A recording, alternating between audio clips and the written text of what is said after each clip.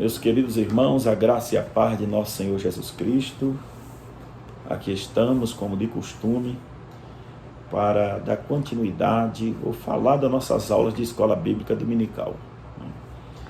E neste momento, chegando na lição do número 13, a última lição do nosso terceiro trimestre, E creio que você que empenhou e dedicou a estar participando de cada aula desse trimestre, creio que você aprendeu, e tirou muito proveito dessas lições, onde aprendemos sobre 13 lições. A nossa lição que tem por título aqui A Excelência do Barro nas Mãos do Oleiro, tem um subtítulo Tesouros em Vasos de Barro. Então aqui nós sabemos que tivemos uma série de estudo falando sobre cada lição. Aqui temos a lição 1, Tesouro em Vasos de Barro, que está no título da nossa lição. A segunda lição é Superioridade de Cristo, o Tesouro Magnífico. A terceira é Cristo, o Tesouro da Sabedoria. A terceira, Cristo, o Tesouro da Sabedoria. Repetir aqui. A quarta, Salvação, o Maior Tesouro. A quinta, Perdão, o Excelente Tesouro. A sexta, Alegria, o Tesouro dos Salvos em Cristo. A sétima, Liberdade, um Tesouro Valioso. A oitava, o Trabalho do Crente, do Cristão, um Tesouro Eterno. Lição 9, Vigilância, um Tesouro do Atalaia. E lição 10, Vitória em Cristo, um Tesouro Sobrenatural. E a 11ª, Comunhão, um Admirável Tesouro. E a lição 12ª, a Unidade, um Tesouro Excelente. Lição 13ª, Semeadores Anônimo, um Tesouro de Confiança. Olha só, um tesouro de confiança. Semeadores anônimos, trabalhadores anônimos. Meus queridos irmãos, quando falamos de semeadores anônimos ou daqueles que trabalham e tem anônimo, fala daqueles que empenharam na obra de Deus ou que faz algo para a obra de Deus e muitas das vezes seu nome não vem a público ou até mesmo não é conhecido da maioria, Por exemplo, o escritor aos Hebreus foi um homem que fez uma obra excelente, uma obra magnífica, podemos dizer, naquilo que se trata ou se refere à tipologia bíblica, porque ele foi bem profundo, bem categórico sobre a tipologia bíblica,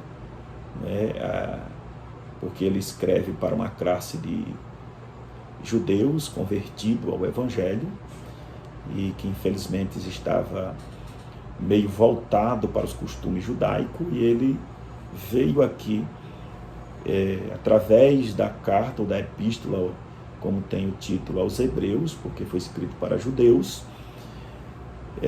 mostrando para eles a superioridade de Cristo através do tabernáculo levantado no deserto, a superioridade de Cristo sobre Moisés, a superioridade de Cristo sobre o sacerdócio de Arão, a superioridade de Cristo sobre o sacrifício, a superioridade de Cristo sobre os anjos. Então, ele vai mostrar que Cristo é superior a todos aqueles rituais da antiga aliança, e que tudo aquilo que era na antiga aliança apontava para Jesus, era um tipo de Cristo. Então isso ele vai tentar explicar para os judeus e deixa uma lição muito importante para todos nós, para cada dia nós fortalecer a nossa fé em Jesus, coisa maravilhosa, Outro ponto importante é o Salmo de número 1, conhecido como Salmo 1, aonde tem uma lição tremenda que nos ensina a cada dia sobre a nossa vida moral, espiritual, para cada dia nós entrarmos mais na presença de Deus, sermos mais crente, cada dia sermos mais servos obedientes ao Senhor, porque ele vai dizer o quê? Bem-aventurado o varão que não anda segundo o conselho dos ímpios, que não se detém no caminho dos pecadores e nem se assenta na roda dos escarnecedores. Versículo 2, diz, santo o seu prazer na lei de Deus, e nela medita de dia e de noite. Então veja que são pessoas anônimas, que o seu nome não foi conhecido pelos demais, até mesmo por nós, mas que deixou lições tremendas para nós a cada dia se comportarmos como verdadeiros servos do Deus Altíssimo. Então, alguns atribuem o escritor a carta aos Hebreus a Paulo, ou a Apolo, e a outros companheiros de Paulo, mas o certo é que o escritor é anônimo. Não é? Isso, veja só que lição tremenda. E o que podemos entender? Esses homens terão o seu galardão no céu. Então, tudo que você vai fazer para o Senhor, faça com alegria. Por quê? Porque a nossa recompensa não é aqui, a nossa recompensa é no céu. Por isso que Paulo diz em 1 Coríntios, capítulo de número 15, versículo 51, eu gosto desse versículo, porque Paulo, após falar do arrebatamento, da ressurreição, da vitória em Cristo sobre os que vão receber depois do arrebatamento, vão ser vitoriosos, recebendo assim seus galardões. Ele vai dizer, meus queridos irmãos, sede firmes, constante, abundante na obra do Senhor, sabendo que o vosso trabalho não é vão no Senhor. Então vamos estar firmes, constante, fazendo o serviço do Senhor com alegria, porque de uma coisa temos certeza, como disse o apóstolo Paulo, nosso trabalho não é vão no Senhor. Ele, quando no final da sua carreira, ele diz, eu acabei a carreira, venci o bom combate, acabei a carreira, mas guardei a fé. Desde agora a coroa da justiça a mim está reservada, preparada. Isso é uma convicção, meus queridos irmãos. Então, aqui no nosso texto áureo, por exemplo, o nosso comentarista, ele botou aqui algo, um versículo aqui em Salmo, deixa eu ir lá para a lição de número 13, Salmo 126, o verso 6 diz assim, aquele que leva a preciosa semente, andando e chorando, voltará sem dúvida com alegria, trazendo consigo os seus molhos. Meus queridos irmãos, como o próprio comentarista falou aqui na verdade prática, a palavra de Deus é considerada uma semente fértil, frutífera. A palavra do Senhor, ela não volta vazia, de forma alguma. Veja que Jesus, quando ele fala da parábola do semeador, ele diz que o semeador saiu a semear. Parte da semente que ele semeou caiu à beira da estrada, outras em pedregais, outras nos espinhos, mas uma parte caiu em boas terras. E ele vai dizer que caiu na beira da estrada, as aves do céu tomou. Depois Jesus traz uma definição, ou explica aos discípulos o significado de cada semente, das aves, daquela que caiu em pedregais, que não teve raiz profunda, logo o sol veio e queimou, das que caiu nos espinheiros, isso foi sufocada por causa dos espinhos, as que caiu em boas terras, uma deu 100, outra 60 e outra 30, frutificou. Semeia a palavra do Senhor, convicto de uma coisa, que a palavra do Senhor não voltará vazia, ela tem um efeito, ela faz efeito na vida do homem e da mulher que ouve esta palavra. Que Paulo diz aos romanos que o crevem pelo ouvir, e ouvir a palavra de Deus. Então isso é muito maravilhoso. Então vamos a cada dia aprender da palavra de Deus, semear a palavra de Deus, seja para o vizinho, seja para o companheiro de trabalho, seja para o companheiro no colégio, na faculdade, no seminário, onde você estiver. Fale a palavra de Deus a tempo e a fora de tempo. Insista em pregar a palavra do Senhor. Então veja aqui que no primeiro tópico, o comentarista vai dizer, vivendo em tempos de fama. Famas mundana é passageira. Ou a fama terrestre, podemos usar essa linguagem aqui, o nosso comentarista botou a fama mundana, se referindo ao mundo, não é? E também a forma que o mundo é. A fama daqui, ela é passageira, ela passa, próprio João, ou João, melhor dizendo, escreveu na sua primeira epístola, e eu gosto deste versículo, porque ele nos traz um despertamento, a primeira epístola, e o versículo de número 17, do capítulo 2, ele diz assim, ora, o mundo passa ou não passa? Baseado naquilo que o comentarista falou, a glória do mundo passa, a fama do mundo passa. Porque ora, o mundo passa e as suas concupiscências, quer dizer, as paixões pelas coisas do mundo, os desejos pelas coisas carnais passa. Concupiscência é isso. Mas aquele que faz a vontade de Deus permanece para sempre. Qual é o segredo aqui? Qual é o despertamento que temos aqui na última fase do versículo? Fazer para Deus, trabalhar para Deus. O que é que permanece aqui no último fase do versículo? Aquilo que fazemos para Deus. Não é? Quem é que permanece aqui? Aquele que faz a vontade de Deus. Então grave isso. Não é? Porque ele diz assim, mas aquele que faz a vontade de Deus permanece para sempre. Então esse é o segredo, é trabalhar para Deus, é fazer para o Senhor, não fazendo para agradar as pessoas daqui. Não vou fazer porque fulano vai ver. Não é? Você vai deixar claro, com certeza, quando você trabalha para Deus, você vai ser beneficiado. A obra de Deus vai ser beneficiada, a obra de Deus, o ministério, tudo vai trazer um benefício. Agora, pensando em uma coisa, que a nossa recompensa é no céu, não é aqui, porque aqui tudo passa, a glória daqui passa. Se eu não me foge da memória, 1 Pedro, capítulo 1, versículo de número 24, só para nós ter uma ideia, olha o que é que o apóstolo Pedro diz aqui, a glória do homem, diz assim, porque toda a carne é como a erva, olha só, e toda a sua glória como a flor da erva, secou-se a erva e caiu a sua flor. O que é que Pedro está dizendo aqui? Que a carne dos homens, ou que os homens, ou que os humanos, são como as ervas, como vegetais, entendeu?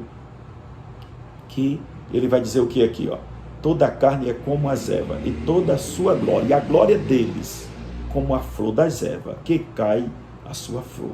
Quer dizer que murcha, que se perde. Versículo 25, mas a palavra do Senhor permanece para sempre. E esta é a palavra que vos foi evangelizada. A semente que permanece é essa, né? A palavra de Deus em nós. Essa é a que permanece. Quando trabalhamos para Deus, dedicamos em fazer para Deus, nós temos uma recompensa. E o Senhor, Ele, no momento certo, no tempo certo, não é melhor dizendo, Ele tem a recompensa para nos dar. Isso baseado aqui no que o nosso comentarista falou, Mateus 25, versículo de número 21, vou ler para os irmãos, que está escrito assim, disse-lhe o seu Senhor, Mateus escrevendo, muito bem, servo bom e fiel, sobre o pouco foste fiel, sobre o muito te colocarei. Entra no gozo do teu Senhor. Observe que isso aqui fala da parábola dos talentos, e aquele Senhor deu cada um segundo as suas capacidades, não é? Porque está escrito assim, para um deu 5, para o outro deu 2, e para o outro 1, segundo as suas capacidades. Deixa eu dizer algo aqui. Dê o seu de melhor, independentemente do que você, daquilo que Deus lhe confiou, melhor dizendo, daquilo que Deus lhe confiou para fazer. Não sei quantos talentos foi que Deus te deu. Deus confiou algo a você, trazendo aqui uma aplicação desse texto, entendeu? Deus lhe confiou algo, como esse Senhor confiou aos seus servos. O Senhor nos confiou algo, entendeu? Às vezes você pode achar pequeno, mas não é. Tudo que você faz para Deus é valioso. Faça com alegria, porque a recompensa virá. E ele diz o que aqui? Disse-lhe o seu Senhor: muito bem, servo bom e fiel. Sobre o pouco foste fiel, sobre o muito te colocarei. Seja fiel naquele pouquinho que Deus lhe confiou. Você acha que é pequeno? Porque a hora da recompensa virá e ele vai te pôr sobre o muito. Vai ser: sobre o muito eu te colocarei. Entra para o descanso. Entra para desfrutar do melhor agora. Como é importante isso. Aí o nosso comentário botou aqui, segundo tópico: estamos vivendo dias difíceis. Dias difíceis. A preocupação que predomina nos corações de muitos não é mais o resultado espirituais, como se via através das multidões e multidões que se convertia no tempo da igreja primitiva. Atos capítulo 5, versículo 14 e versículo 15. Então, qual é a preocupação? Nosso comentarista botou aqui. Qual é a preocupação dos nossos dias? Não é mais como a dos cristãos primitivos, não é, que era ganhar almas para o reino de Deus, que era cada dia trazer pessoas para a presença do Senhor. Cada dia era empenhado nas coisas de Deus, coisas espirituais, mas hoje eles estão visando as materiais. Glória, né, como eu falei aqui, glória própria, esquecendo que a glória do homem murcha. Atos capítulo 5, né, versículo 14 e 15. A Bíblia diz que, como os irmãos veem aqui, eu vou ler, é melhor ler, o versículo de 14, vai estar escrito assim: a cada vez mais se agregava crentes ao Senhor, em grande número, tanto de homens como de mulheres. Olha que coisa maravilhosa. Era cada dia, as pessoas tinham desejo de dar um bom testemunho de crente e dizer para as pessoas: olha, só Jesus salva. Só Jesus salva, a ponto de transportarem os enfermos para as ruas e os porem em leitos, em macas, como diz aqui, para que o passar Pedro, ao menos sua sombra, cobrisse alguns deles. Fosse curado por meio da sombra de Pedro. Olha que fé tremenda desse povo, né? Então hoje as pessoas estão querendo glória, como podemos entender. Terceiro tópico: aguardando o julgamento. Aguardando o julgamento. Olha só,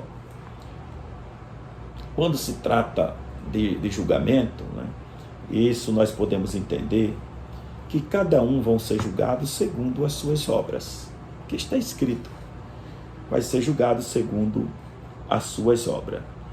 Deus há de trazer juízo, como diz aqui em Eclesiastes 12, assim, Deus, e o versículo 10, assim, Deus há de trazer juízo toda obra, até tudo o que está encoberto, que seja bom ou que seja mal. Então Deus vai trazer juízo. Olha só, nós vamos ter que prestar conta de tudo que nós fizemos, né? De tudo que nós praticamos, nós vamos ter que prestar conta perante o Senhor. Isso é muito sério, irmãos. Por isso, procuramos fazer o bem, né, enquanto é dia, como disse o Senhor. Procuramos a cada dia trabalhar com alegria para o Senhor. Segundo tópico: o cuidado do trabalhador com as obras do Senhor. Sabemos que o dono da seara breve virá. Ter cuidado, sabemos que o dono da seara breve virá. Então, aqui no segundo tópico diz assim: cuidado do trabalhador com a obra, ou cuidado do trabalhador com a obra do Senhor.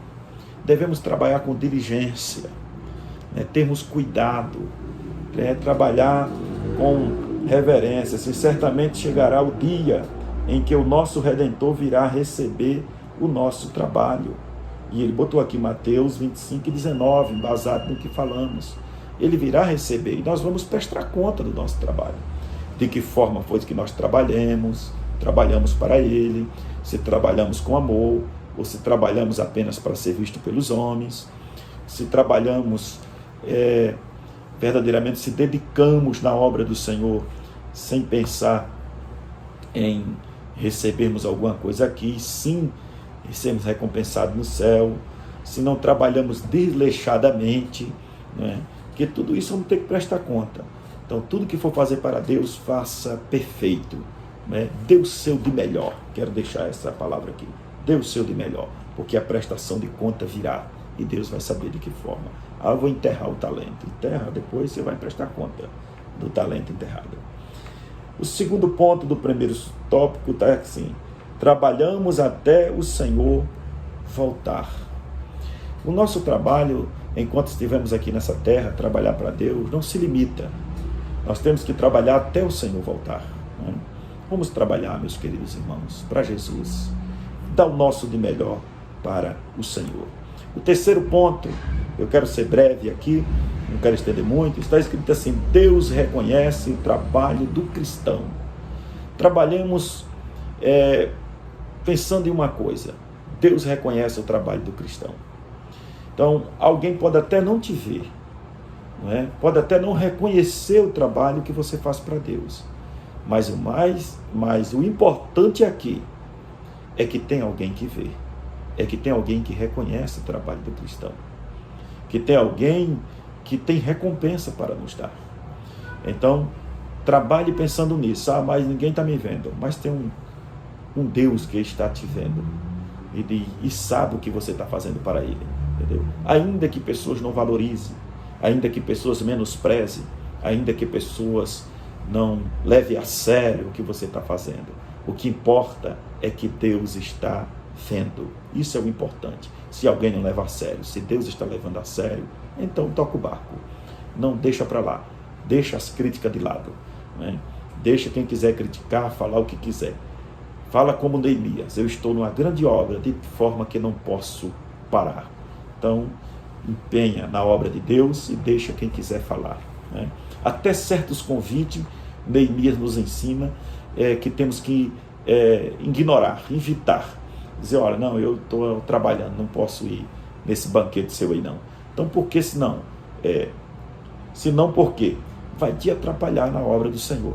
Se você parar para dar ouvido a certas pessoas que não trabalham, mas que quer fazer banquete apenas para te atrasar naquilo que você está fazendo na obra do Senhor, não vá, porque é pior. Coma pão e água, mas fique firme na obra do Senhor. Segundo tópico, está escrito assim: alguns trabalhadores anônimos na Bíblia. Alguns trabalhadores anônimos na Bíblia. A menina da casa de Naamã. E os irmãos sabem, o nosso comentarista, que daquela menina que foi levada cativa, mas quando ela chegou lá, que ela viu a situação, veio ao seu conhecimento a situação daquele homem, ela logo se identificou e disse: olha, se meu Senhor tivesse em Israel, ele não sofreria essas coisas, porque lá tem um profeta de Deus assim. Então, logo, aquele homem quis saber, né, a forma mais fácil de ficar limpo daquela lepra. Aí o que o nosso comentarista diz? Que essa menina não é mencionado o nome dela, mas que ela desempenhou um papel muito importante, fez com que aquele homem recebesse a cura, né, fosse curado da sua lepra. Olha só que coisa maravilhosa. Então, pastor, eu estou em uma situação difícil. Olha onde é que essa menina estava, né? Olha onde é que ela estava.